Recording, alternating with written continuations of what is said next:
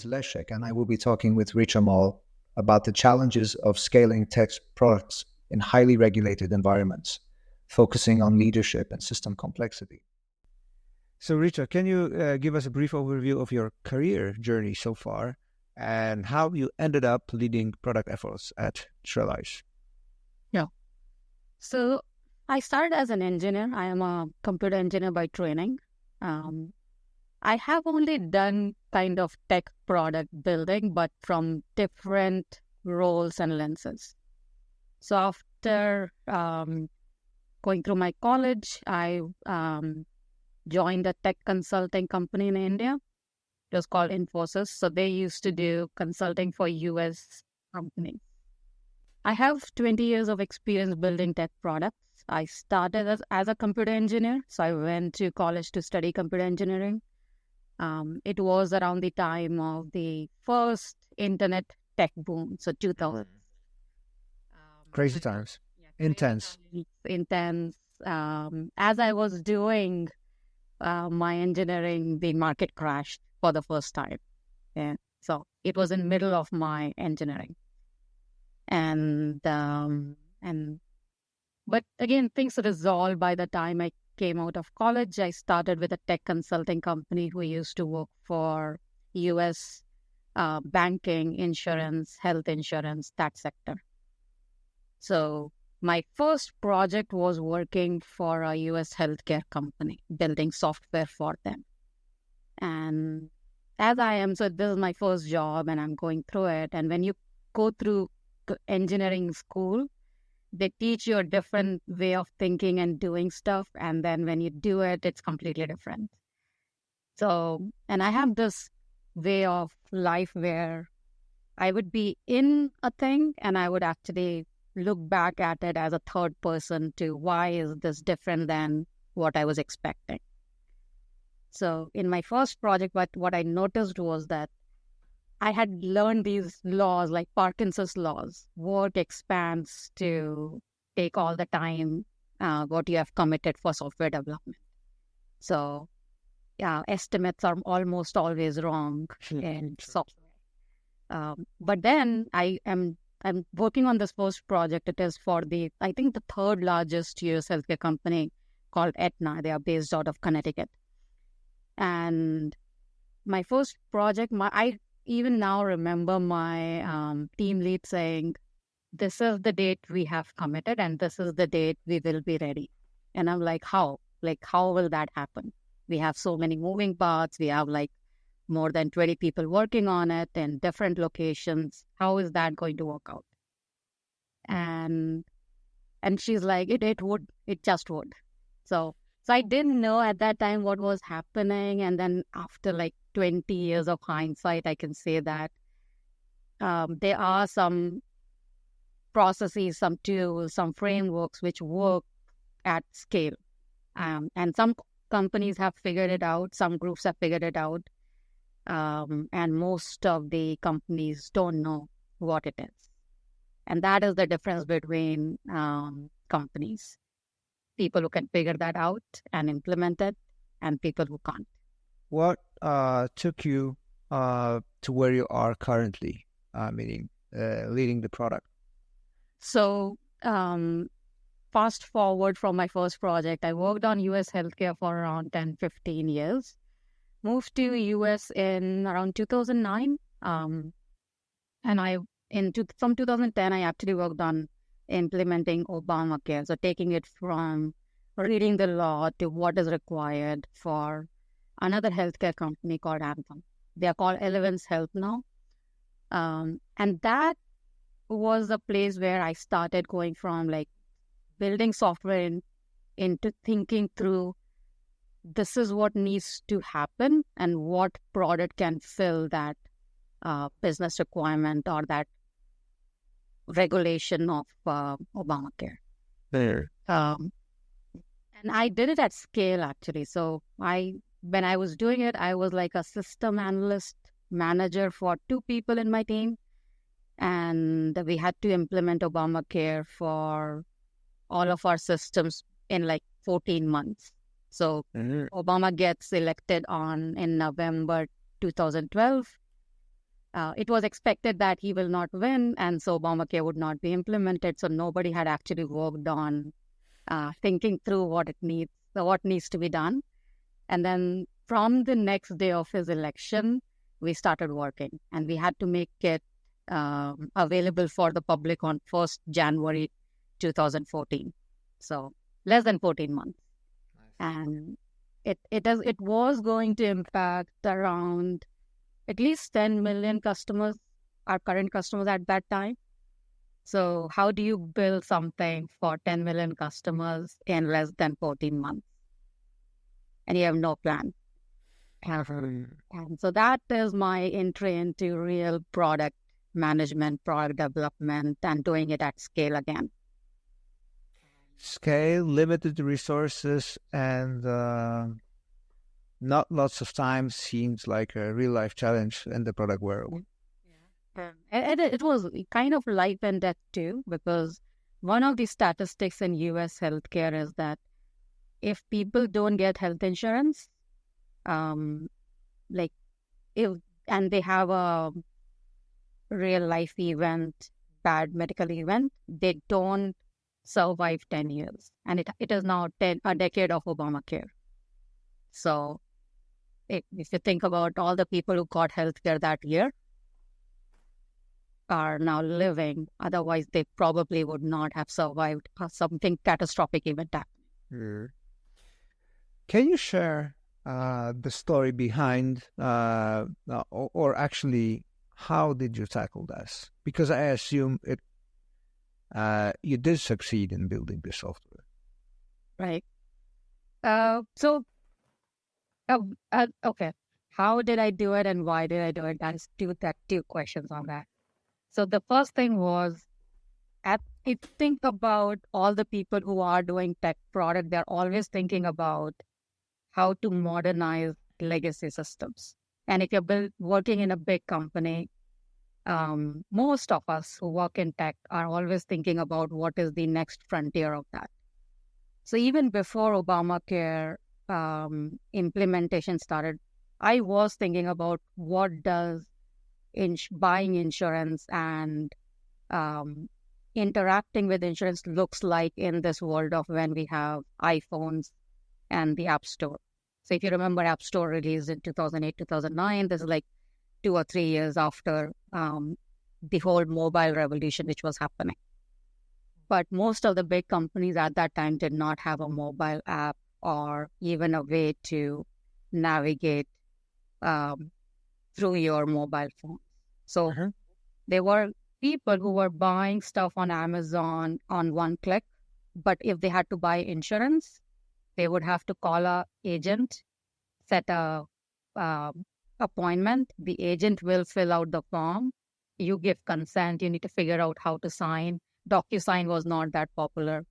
Again, all this in the last 10 years have expanded so much. And at that time, I was thinking how to bring that kind of thinking into stuff like banking and insurance on the legacy things. So what would that user experience look like? And so I had this whole big plan of what that kind of systems look like from a customer's perspective. Just to give some data on that, it used to take people 2 months to have that appointment with the agent and then to get their card, which they can go and set up doctor's appointment. So 2 months from getting the quote of what it is going to cost you to buy. It's a really long time, yeah. Pretty long time. So, and this is in the business that is called quote to care. And then after you got your card, it will take like a lot of time for you to book a appointment with a doctor. So maybe if you buy insurance, it may be like 90 days to 100 days before you can even see a doctor. So I was actually trying to solve these two problems at the same time.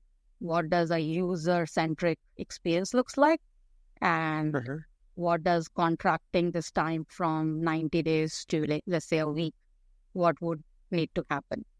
So in that paradigm, you're not doing things faster. What you're doing is you're removing steps. And so this is the preamble to when Obamacare got introduced, we took the opportunity to change how health insurance is bought and accessed. Not 100%, but some part of it.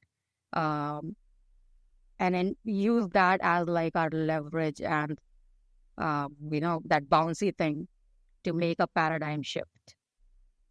So I would say it was right time, right place, right thinking. All of this luckily worked out, that we were already thinking about this, and now we had this unlimited budget, not unlimited time, not unlimited resources, but unlimited budget to make it happen. Some parts were good, some parts were very bad. So I give you an example, and this is like the story of U.S. politics, even now, actually. So I don't know if we are seeing the debate or not, but they're still discussing Obamacare in the elections. I don't know. I mean, I haven't seen it. I just seen the commentaries and some comments and highlights of the debate. You especially, I mean, the recent one with Harris and Trump. Right. So what happened was, it was so many different disparate systems. So U.S. government and federal government decided that they are going to create this whole portal, healthcare.gov, where people will come to buy Obamacare, because states and Republican Democrats had different views on how they wanted to implement. So Republican states, I'm going to be honest, they didn't want to implement this. Not because they didn't like it or not. This was actually a plan built by Heritage Foundation, which was a Republican think tank. Mitt Romney actually implemented it in his states. Some pieces of it was implemented in Massachusetts, again by a Republican governor. But when Obama wanted to implement it at federal level, politics got involved.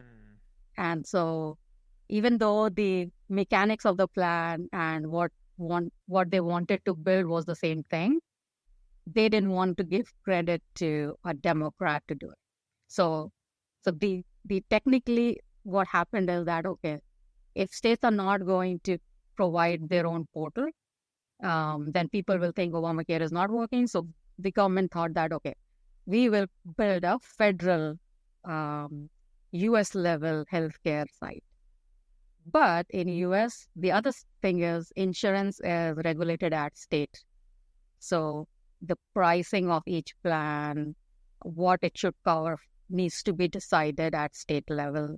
And Obamacare is saying that, we are going to create these new plans, which will be decided at federal level. Okay. So figuring out what needs to be decided at state level versus federal level, how these things will work, became a technical challenge. Now, the idea was that people come to a government site, but behind the scene, they are buying health insurance companies' policy, which are private companies. So these are not government-regulated companies. All government is doing is that they're giving guideline on this. These are the plans you need to offer. These are the minimum benefits you need to offer. This is what we are saying the rates could be. So not the same rate, but range of rates. And you can decide based on that how you're going to price the product. So they gave minimum and maximum and then left it to the private companies to decide. And from a user experience perspective, the biggest technical challenge was, how do you connect the government site to the backends of the private insurance companies? And this is only for enrollment. How will we tell the customers that what plan did they buy? How would we know that who is buying which plan so that we enroll them into our systems and we send them the card? Mm-hmm. So then they were like, okay, let's create another system in the middle, which will take the data from the government side and send it to the right systems on the backend side. And there was no way to coordinate requirements, because who was going to write requirements for these three different systems? So Deloitte was building the healthcare.gov site. The middleware, they were like some startups who came in and they asked, like they do request for proposal. So they filled in the request for proposal, they won that thing, but they had never built health insurance systems. So they didn't realize the complexity to what is required. So one simple example is that I enroll myself, then I remember that I need to enroll my dependents as well. There is no transaction to add. Everything is like a new transaction. And so we are getting all these applications, but we don't know if they are the same person making some change or different people making different applications. And so from a user perspective, they submitted their application. They made changes. From our perspective, we didn't get anything, or we get too many applications. And now they are complaining that they are not getting their health insurance card. I'm thinking about basically what were the success factors, or what contributed to the end result that it actually eventually all worked out. Maybe not perfectly, but what were some principles, frameworks? How did you approach that, or how did your teams approach that? So eventually it worked out. Right. So and I'm going to take us back to my first project, which I was saying that I learned about all these things. Parkinson's laws and software estimates are never right, but we still delivered on the right pace. So what was happening at that time? All these companies were figured out scale. And by scale, I mean of scale of reach, impact, how many customers they handle, how many transactions they handle, and also scale of doing the same thing for decades and centuries. So most of the health insurance companies in the US have been in business for 100 years or more. So they have been doing this for a long time. And what they have figured out is you need to separate out what is complex and what is complicated. So I don't know if you know the difference between complex and complicated. I can actually... Yeah, please unpack it. Yeah, sure. So complex systems are systems which are not deterministic. So they are interactions of forces within the system, and you can predict them, but they can beat your prediction. So like human body is a complex system. There are forces of entropy, which is trying to break things apart. And then there are forces of equilibrium, which are trying to keep things stable. So immune system is something like that. And if something external attacks it, it has mechanism within itself which will bring the system to homeostasis again and again, right? So that is why in complex systems, major changes don't happen abruptly.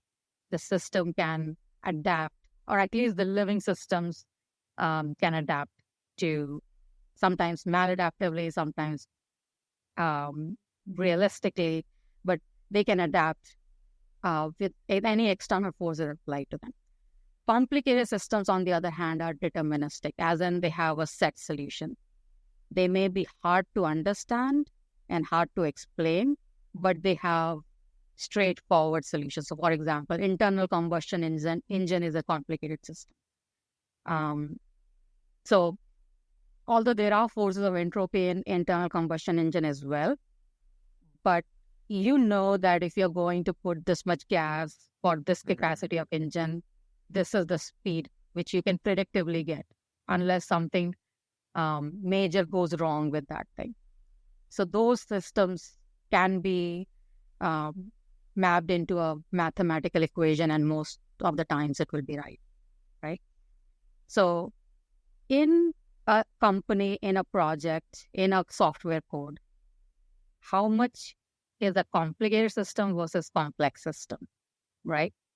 And to scale anything, and to deliver at scale, as much things you can separate out as complicated system and build processes around that, so that the complexity of the system, as in the human beings who are involved in that system, the political machine, the social economic factor, even that changes, the complicated system keeps churning stuff out.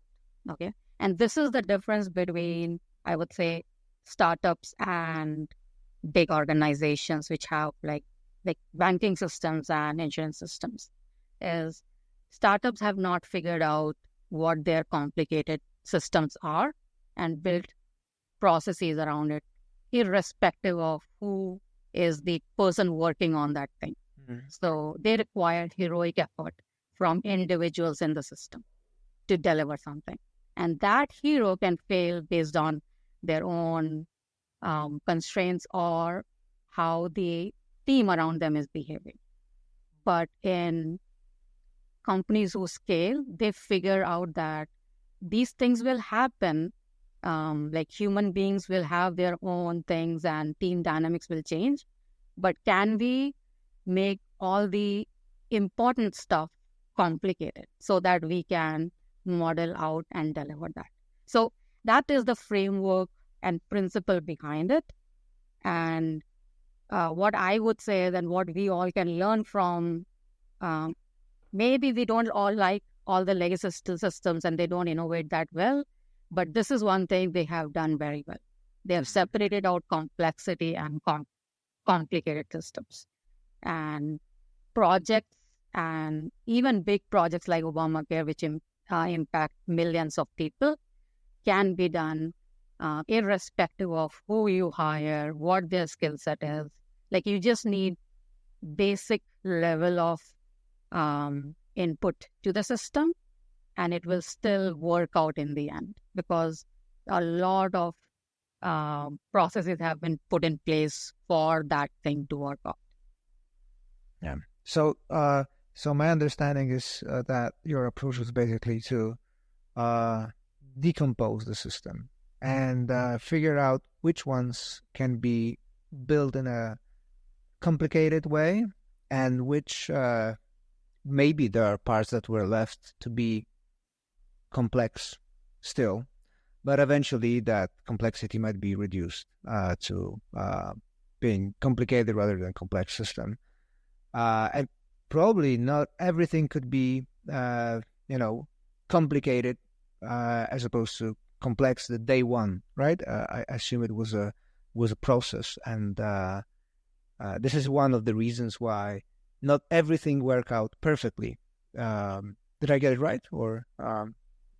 Yeah, I mean it is mostly right. One thing which I want to caveat is that creativity and like what a team will achieve will still be complex. So you cannot reduce it completely to complicated. And the goal should not be that we should reach complicated systems.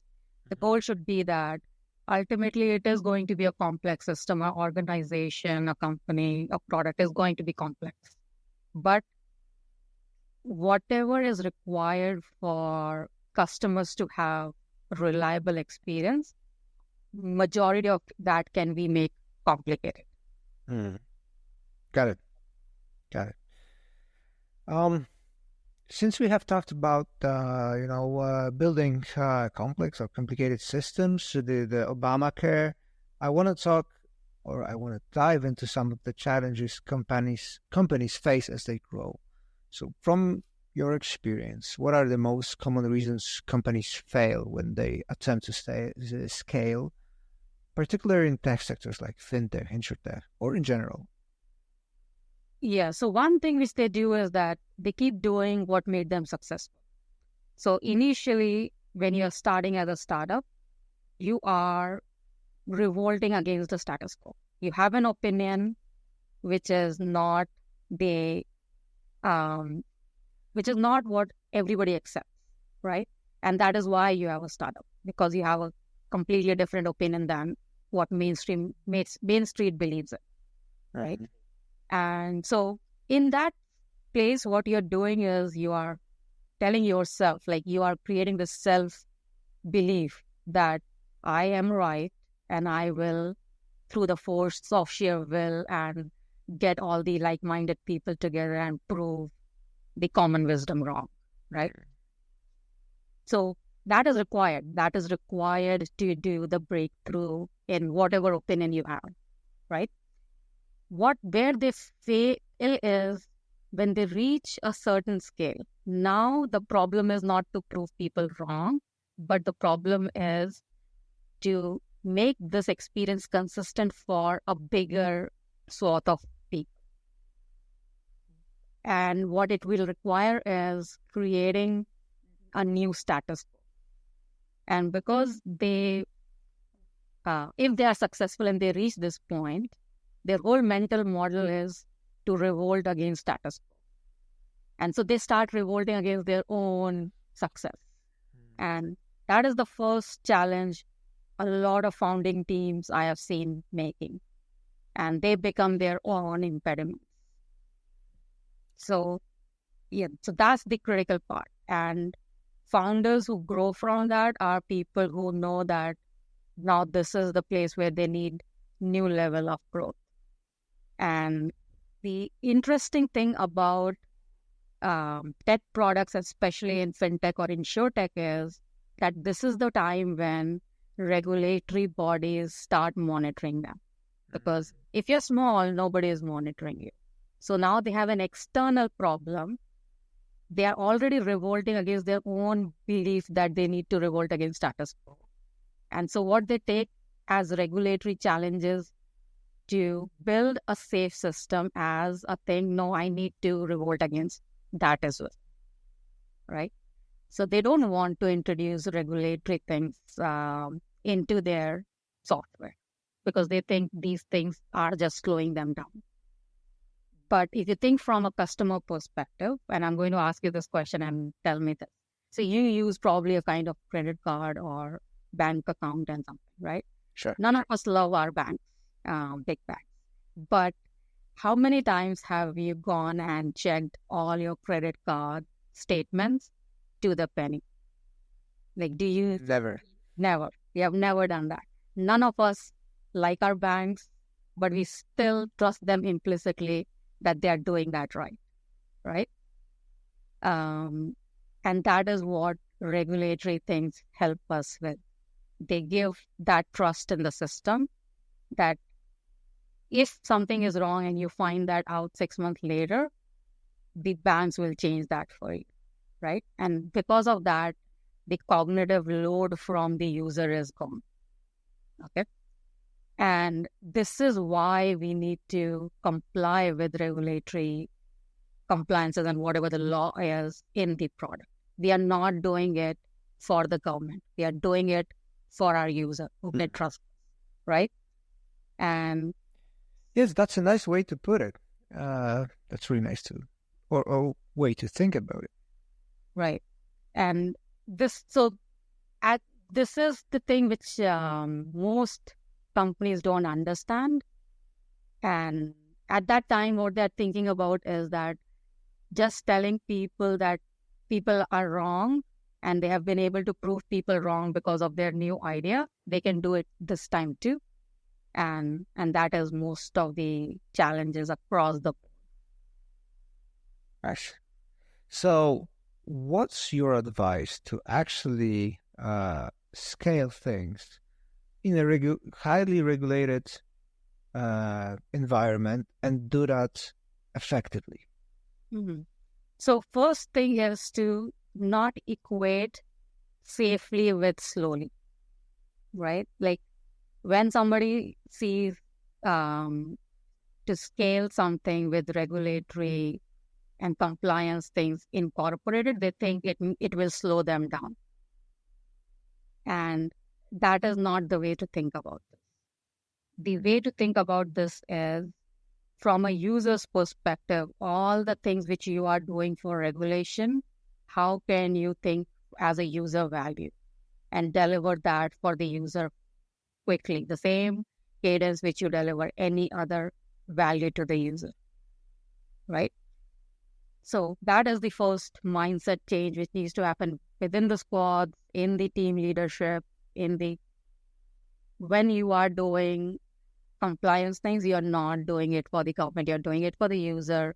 Put it in user value terms and do it as fast as you can, right? So first is my first advice is that remove, when you hear safely, don't translate that as slowly in your mind. It is not the same thing.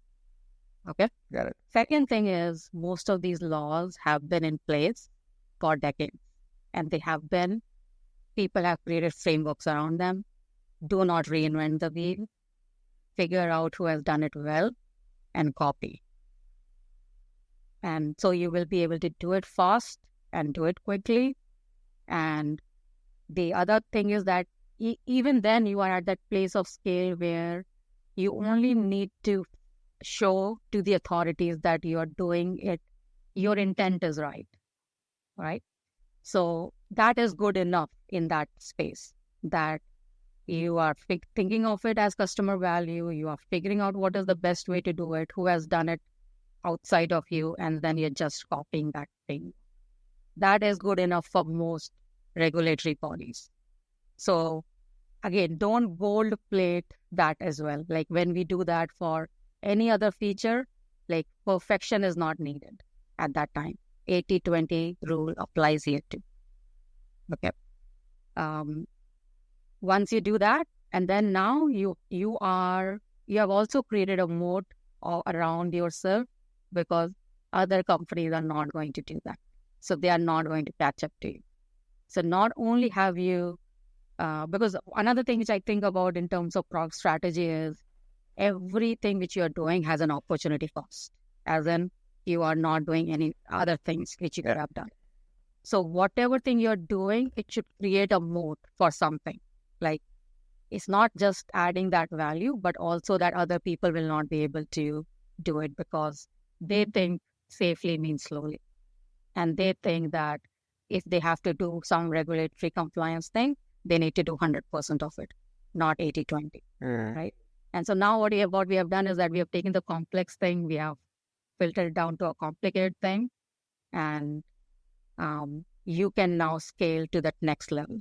And then you apply the same principle again to the next level. Got it. One thing that actually came to my mind is that there is an overlap between customer value or client value and the moat. The overlap is huge, and I think you also, like, to your point about that it's actually building a moat. That's at least my takeaway from this as well. I'd like to talk about one thing, which is, in your opinion, why are large companies, particularly those on NASDAQ, avoiding the fintech and insurtech space, or basically, or not exploiting those spaces to their full potential? What are they missing out on, and why? So one thing, and this is again my theory, but I like a lot of theory backed by a lot of data as well, is that most of the tech products which we have built in the last 20 years are all about distribution, as in scaling for adoption or growth. So if you think about what are the top 5 companies, Facebook, Google, they have made the thing which was available to a small group of people now available to everybody. So most of the innovation which has happened in the last 20 years has happened on distribution front. So they apply the same model on fintech as well. We built the layer of distribution. So UI layers for fintech, and UI layer for paying money, peer-to-peer payments and all. They are not going to the next layer of where the real thing happens. And so that is the first reason why they are not exploiting, because their mental model is distribution at scale is technology advancement, which makes sense in terms of communications tools like social media and LinkedIn and all that. Doesn't make sense in terms of fintech or insurtech, because in fintech and insurtech, the transaction and the usage of the product values is more than the distribution of the product, because there is another concept in product in terms of, are you growing the pie or are you capturing the pie? So for example, Uber, the Uber taxis grew the pie, as in I wasn't taking taxis for 10 minutes thing, and now I'm taking it. But that is not the model for Uber Eats. I can only eat 3 times a day. They can't make me eat more than 3 times a day, right? So there is like a upper limit for Uber Eats product, even though their model is exactly the same. There is a limit of growth they can handle.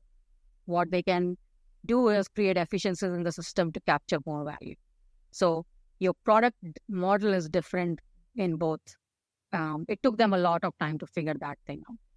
And that is the difference between communication products and which are essentially distribution and network model product versus fintech and insurtech product. Because fintech and insurtech products, a person can have maximum 2 or 3 bank accounts. They're not going to have hundreds of bank accounts, but they're going to do hundreds of transactions. You can make the things which are happening on cash happen on credit or online transaction more frequently. So that is a mental model which is missing. How to increase the usage of something in terms of creating value and incremental value and habitual value versus just capturing attention and distribution. And so there are companies who have figured that out, that they need to try that. But then the third layer of complexity is that you need to now work with legacy companies to figure out how the foundational rails work. So for example, in Fintech, in money movement, even today, the ultimate money movement happens as a mainframe file, which gets submitted 3 times a day. And most of the Western world uses this thing. In India and I think even Africa, that new API-driven models are coming in. But I see that a lot of tech companies are not interested in working with the governments to revamp that system. And it is becoming more and more like, rather than collaboration, it is becoming like it's a conflict. And until that they figure out that they need to work together with these legacy companies to revamp the SWIFT model, or that like how money movement really happens, it is just going to be a distribution game and not at the layers of that change. Got it. I mean, these mental models are fascinating. Thank you for sharing those. But I'd like to change the topic a bit and talk about building and scaling teams, especially in high growth environment. What are your strategies here, specifically balancing growth and with maintaining high performance? It's not an easy task. One thing about the team is that leadership is very important in this. And I think for any company which is around 50 to 200 employees, that 3 layers from the CEO to the C-suite, and that whether it is the SVP or VP layer, the 3 layers, they need to be leading, like real leading, as in, I don't want to hear, I've got your back. Like if you are leaders, you need to have fronts of your team, not their backs, right? Because what is the commonality in teams like that? These are driven people who joined your mission because they believed in you, right? Like if you are in a small startup, who is joining that company and working overtime, growing that company? It is not people in their 40s and 50s who have families to take care of. It is young, hungry people who want to learn, who want to grow, who want to have an impact on the world. And you need to channel that energy. You don't need to be a dam. Like there is a mental model which I use is, how can I be a channel then rather than dam? Rather than telling them that, no, do not fail, or you can try anything as long as we don't fail, right? That is one of the things which a lot of leaders do. You're free to do everything as long as it is reversible door. How would they know what is a reverse one-way door or two-way door? As a leader, you need to explain that, what it means for them. So I'm going to give a small example. If you are a leader of a team, and each time somebody comes up with an opinion which is contradictory to you, that person either is assigned to something which is irrelevant or slowly phased out of the organization, even though you tell the organization that honesty and transparency and speaking truth to the power is our culture. But if people are observing that is not how you're behaving, that will become the culture, right? So all that to say is leadership is very important. By leadership, I mean you need to be leading from the front. You need to be learning from the front. You need to be growing from the front. You need to tell people whatever principles you're setting, what is an example of that. So when I hear this thing a lot in terms of all the CEOs have their frameworks, right? Like Amazon has this bar raiser or one-way door and two-way doors, but they don't explain what that means. So in some organization, just voicing a contrary opinion is like a one-way door. Like once you have said this, you are now going to be phased out of the organization. And in some organization, like even in Uber, where you can actually do something which is illegal and it is still two-way door, like you are still safe, right? And people see that in the behavior of leaders and impute what it means. They don't impute what it means just by what you are telling them. So if you're really interested in scaling your organization, your action should follow your words. Walk the talk. Yeah.